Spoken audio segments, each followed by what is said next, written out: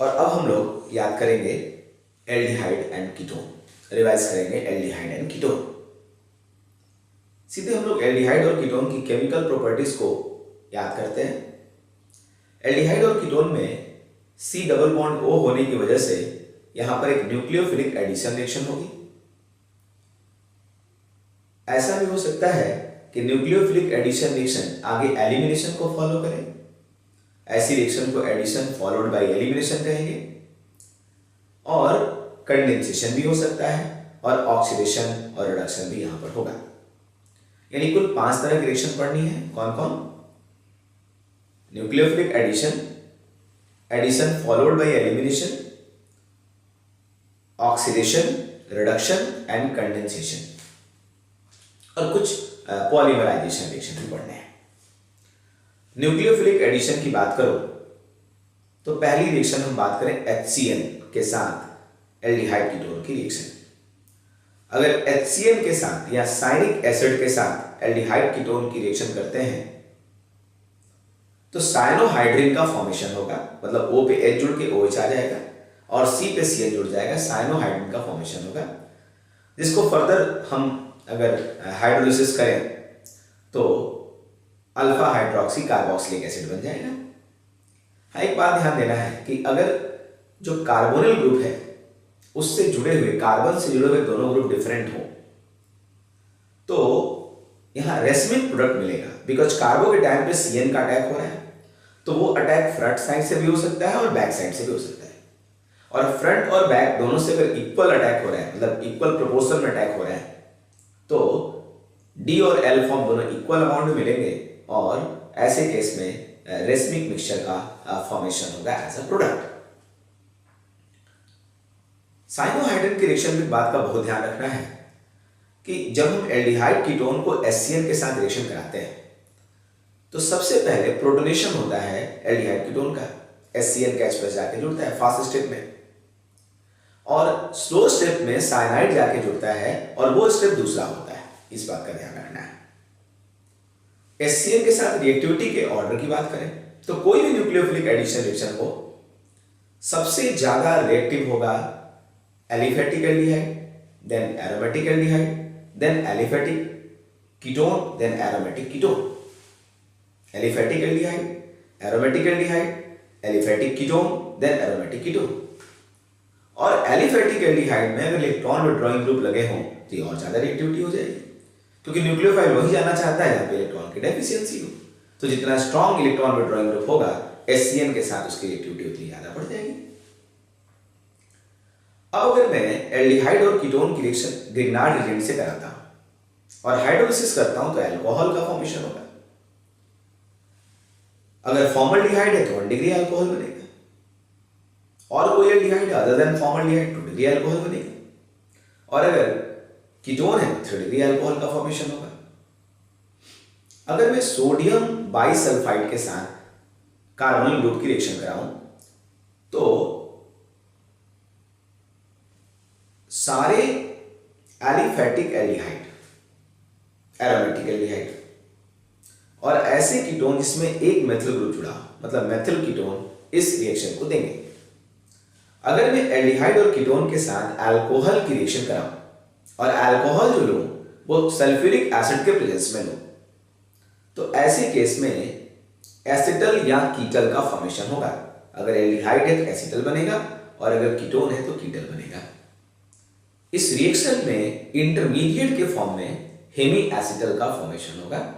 हम लोग कार्बोहाइड्रेट पढ़ेंगे तो वहां पढ़ेंगे कि जिस कार्बोहाइड्रेट में हेमी एसिटल ग्रुप होता है वो फेलिंग और बेनेडिक्ट सॉल्यूशन का टेस्ट देता है और उसको अपन रिड्यूसिंग शुगर के नाम से जानते हैं। एक बड़ी अच्छी बात यह है कि जब एल्डिहाइड कीटोन की रिएक्शन हम ग्लाइकॉल से करते हैं तो साइक्लिक एसिटल और कीटल का फॉर्मेशन होता है, और जैसे इसका हाइड्रोलिसिस करते हैं रिएक्शन रिवर्ट बैक हो जाती है, वापस एल्डिहाइड कीटोन अल्कोहल का फॉर्मेशन हो जाता है। तो कॉन्सेप्ट ये है कि अगर मुझे एज अ ब्लॉकिंग एजेंट कहीं यूज करना हो तो हम क्या करें, पहले ग्लाइकॉल से रिएक्शन करा के ज्यादा रिएक्टिव साइट को ब्लॉक कर दें, फिर कम रिएक्टिव साइट पे रिएक्शन करा दें और इसके बाद फिर हाइड्रोलिसिस करके ग्लाइकॉल को वापस निकालें। फॉर एग्जांपल अगर एक किसी कंपाउंड में एल्डिहाइड और कीटोन है, ऑब्वियसली किसी भी रिएजेंट से रिएक्शन कराएंगे तो पहले एल्डिहाइड पे रिएक्शन करेगा because aldehyde is more reactive than ketone. अब हम चाहते हैं कि रिएक्शन कीटोन पे हो, तो सबसे पहले ग्लाइकॉल डाल दें तो एल्डिहाइड पर को जाकर वो ब्लॉक कर लेगा, एल्डिहाइड से रिएक्शन कर लेगा। अब कीटोन पे जिस रिएजेंट से रिएक्शन कराना चाहते हैं करा दें, और इसके बाद हम हाइड्रोलिसिस करके एल्डिहाइड से ग्लाइकॉल को बाहर निकालें, तो रिएक्शन फाइनली हमारे कीटोन पे हुई। इसलिए ग्लाइकॉल को as a blocking agent use करते हैं। अगर हम एडिशन फॉलोड बाय एलिमिनेशन की बात करें तो एल्डिहाइड और कीटोन को अगर अमोनिया या 1 डिग्री अमाइन या 1 डिग्री अमाइन की तरह डेरिवेटिव के साथ रिएक्शन किया जाए तो C और N के बीच में डबल बॉन्ड का फॉर्मेशन होता है। अगर अमोनिया लेते हैं तो इमाइन का फॉर्मेशन होगा, अगर 1 डिग्री अमाइन लेंगे तो शिप्स बेस बनेगा, अगर एनिलीन लेते हैं तो अनील का फॉर्मेशन होगा, जिसको कि एनील बोलते हैं, एनील का फॉर्मेशन होगा। अगर हम हाइड्रोजन लेते हैं तो सेमी कार्बेजोन का फॉर्मेशन होगा। इन सारी रिएक्शन में सबसे पहले एडिशन हो रहा है और इसके बाद वाटर मॉलिक्यूल का एलिमिनेशन हो रहा है। यहां पर इस रिएक्शन को addition followed by elimination reaction कहते हैं। ध्यान देना है, कार्बोनिल ग्रुप के कार्बन से जुड़े हुए दोनों ग्रुप अगर डिफरेंट हो तो इन सारे रिएक्शन में जो अभी हमने अमोनिया और उसके डेरिवेटिव के साथ बात करी, उन सारे रिएक्शन में 2 आइसोमर मिलेंगे और दोनों आपस में ज्योमेट्रिकल आइसोमर होंगे एज अ प्रोडक्ट के रूप में 2 आइसोमर मिलेंगे और दोनों एक दूसरे के ज्योमेट्रिकल आइसोमर होंगे, क्योंकि नाइट्रोजन यहां पर ज्योमेट्रिकल आइसोमरिज्म शो कर सकता है और कार्बन से भी दोनों ग्रुप डिफरेंट है तो ये भी शो कर सकता है। अब अगर मैं बात करूं एल्डिहाइड और कीटोन की रिएक्शन अगर बेस के प्रेजेंस में कराया जाए, डाइल्यूट एसिड और बेस के साथ रिएक्शन कराया जाए, तो ऐसे केस में रिएक्शन कराने पर बीटा हाइड्रोक्सी एल्डिहाइड और कीटोन का फॉर्मेशन होता है, इसको एल्डोल कहते हैं। और अगर इसको हीट किया जाए तो वाटर के निकलने के बाद अल्फा बीटा अनसैचुरेटेड एल्डिहाइड और कीटोन का फॉर्मेशन होता है। इस रिएक्शन को एल्डोल कंडेंसेशन कहते हैं। अगर एक एलिफेटिक एल्डिहाइड हो और एक एरोमेटिक एल्डिहाइड हो तो ऐसे केस में इन दोनों के बीच में जो कंडेंसेशन होगा, इस कंडेंसेशन का नाम होगा क्लेजेन-स्किमिट रिएक्शन या क्रॉस्ड एल्डोल कंडेंसेशन, बिकॉज एक एलिफेटिक है और एक एरोमेटिक एल्डिहाइड है। अगर मैं बेंजल्डिहाइड की रिएक्शन एसिड के एनहाइड्राइड से करता हूं उसी एसिड के सॉल्ट के प्रेजेंस में, तो रिएक्शन होने के बाद और आफ्टर हाइड्रोलिसिस हमें सिनेमिक एसिड का फॉर्मेशन होता है या alpha beta unsaturated carboxylic acid का फॉर्मेशन होता है। आप याद रखेंगे अब्बू की कार मतलब alpha beta unsaturated carboxylic acid का फॉर्मेशन होता है। अगर हम बेंजल्डिहाइड की रिएक्शन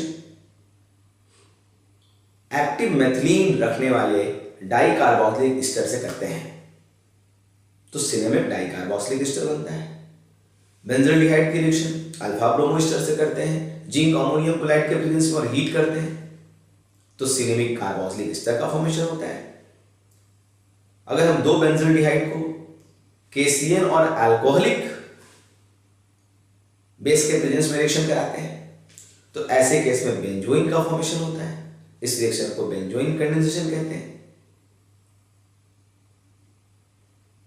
एक्टिव मेथिलीन वाली जो रिएक्शन थी उसको हम लोग नो इवेंचुअल रिएक्शन कहते हैं और अल्फा ब्रोमो वाली जो रिएक्शन थी बेंजल्डिहाइड के साथ उसको रिफॉर्मेस की रिएक्शन कहते हैं।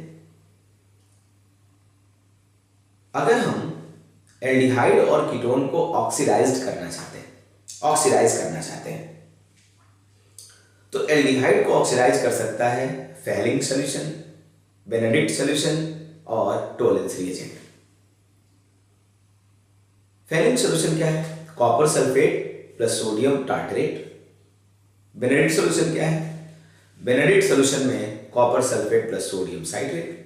और टॉलेंस रिएजेंट में क्या है? Ammoniacal silver nitrate. ये सभी एल्डिहाइड को ऑक्सीडाइज होते हैं और अपने डिफरेंट टाइप के टेस्ट देते हैं।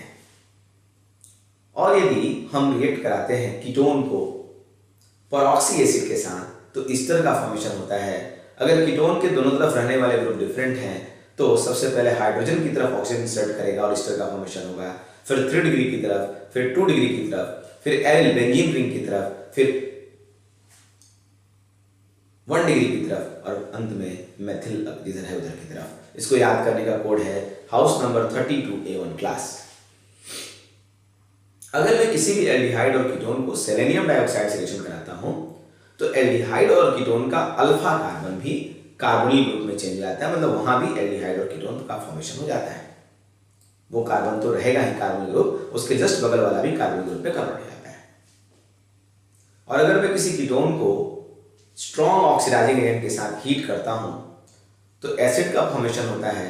याद रखना है कि कीटोन को हम उधर से ब्रेक करेंगे जिससे कि दोनों ही एसिड्स, 2 एसिड बनेंगे, दोनों ही एसिड कम से कम कार्बन के बने।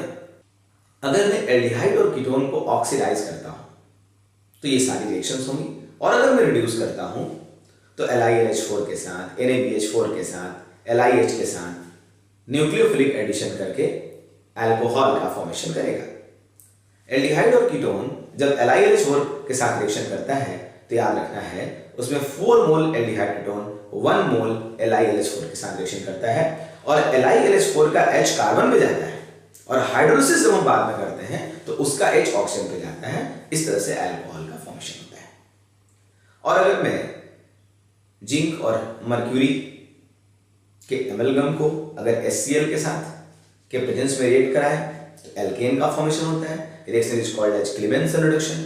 जैसा कि हम लोगों ने एल्केन चैप्टर में पढ़ा कि ये अगर कोई ऐसा फंक्शनल ग्रुप हो जिसमें एल्डिहाइड कीटोन के अलावा और भी कोई ऐसा कोई ऑर्गेनिक कंपाउंड हो जिसमें एल्डिहाइड कीटोन के अलावा और भी कोई फंक्शनल ग्रुप हो और वो ग्रुप अगर एसिड के साथ सेंसिटिव है तो उसके लिए क्लीमेंसन रिडक्शन यूज नहीं करते हैं।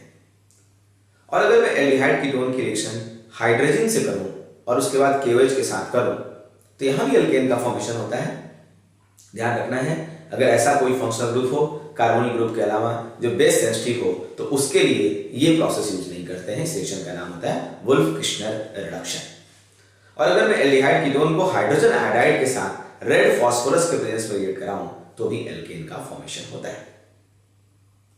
अब अगर हम लोग बातचीत करें एल्डिहाइड और कीटोन की कुछ एडिशनल रिएक्शन की तो फॉर्मल्डिहाइड अगर अमोनिया के साथ रिएक्शन करता है तो 6 मोल फॉर्मल्डिहाइड 4 मोल अमोनिया के साथ यूरोट्रोपिन का फॉर्मेशन करता है। हम लोग जानते हैं कि जब फॉर्मल्डिहाइड की रिएक्शन जब सल्फ्यूरिक एसिड से करते हैं तो मेटा फॉर्मल्डिहाइड बनता है, मतलब CH2O के 3 मॉलिक्यूल मिलकर के साइक्लिक ट्राइमर का फॉर्मेशन करते हैं और इसको हम ट्राइऑक्सोन भी कह सकते हैं बिकॉज साइकिल के अंदर 3 ऑक्सीजन है। और यही रिएक्शन हम एसिटल्डिहाइड के साथ करते हैं तो 2 डिफरेंट तरह के प्रोडक्ट मिलते हैं। जब ये रिएक्शन हम 25 डिग्री पर करते हैं तो मेटल्डिहाइड बनता है, मतलब 4 मोल ऑफ एसिटल्डिहाइड आपस में साइक्लाइज होता है। और जब ये रिएक्शन हम 0 डिग्री पर करते हैं सल्फ्यूरिक एसिड के साथ तो फिर पैराल्डिहाइड बनता है, मतलब फॉर्मल्डिहाइड की तरह 3 मोल ऑफ एसिटल्डिहाइड साइक्लाइज होता है और ट्राइमर का फॉर्मेशन करता है। तो पैराल्डिहाइड और मेटाफॉर्मल्डिहाइड ये ट्राइऑक्सोन है और जो मेटल्डिहाइड है वो टेट्राऑक्सोन है।